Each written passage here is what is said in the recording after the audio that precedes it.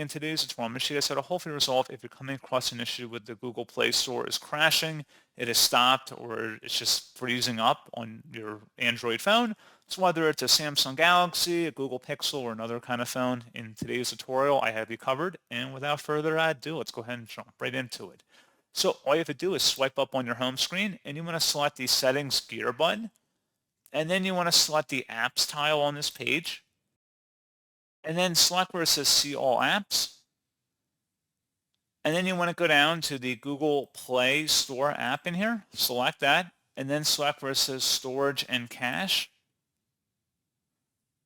Select the Clear Cache option first, and then relaunch the app. If you're still having a problem, you can go ahead and clear the storage, which will clear the app's data, including files and settings. Select Delete, close out of here, relaunch your Android phone, and then hopefully the issue has been resolved. So as always, thank you guys for watching this brief tutorial. I do hope that I was able to help you out, and I do look forward to catching you all in the next tutorial. Goodbye.